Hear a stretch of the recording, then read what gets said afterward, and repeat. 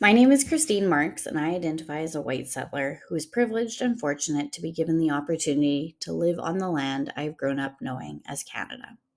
Despite not having an Indigenous background, I acknowledge that I'm still a treaty person and that if my Indigenous brothers and sisters hadn't agreed to share this land, I would not be here today. It is my responsibility to hold myself accountable to honoring the treaty promises of the past as best I can, and one way I can do this is through educating myself and others.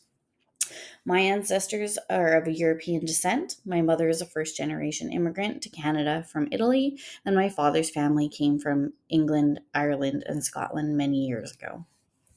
Growing up, I had a unique relationship with the Indigenous peoples of my community as my mom ran a bingo for a not for profit organization in the core area of Winnipeg, Manitoba, and most of her patrons were of Indigenous descent. Throughout the years, I had received many traditional beaded gifts and listened to many oral traditions and stories. However, I had never truly understood the trials and tribulations the Indigenous peoples in Canada had gone through in the past until I was much older.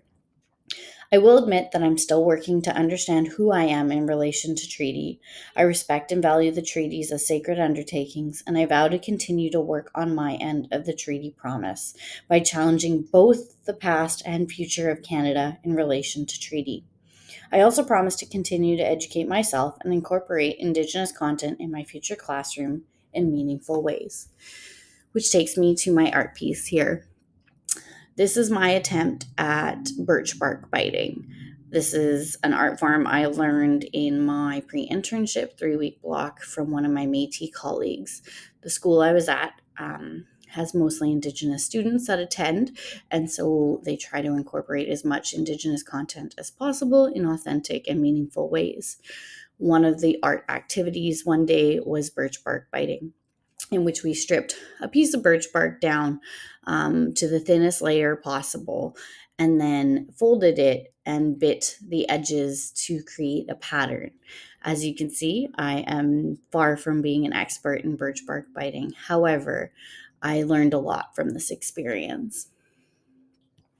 Birch bark biting is a traditional Indigenous art technique of using teeth to perforate designs on intricately stripped and folded sheets of paper thin birch bark. This art form dates back to pre colonial days. The practice has been kept alive despite colonial efforts to culturally assimilate the Indigenous peoples into Canadian society. On the top right here, you will see a birch bark biting piece by Pat Bruderer. Um, she is an expert birch bark biter who teaches this art form to many students up north. This tradition goes back thousands of years and was all the way from west to east coast of Canada.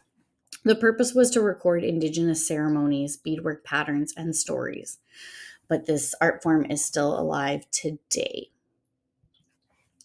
As you can see, these are both my pieces individual here. And on the bottom right is the leftovers.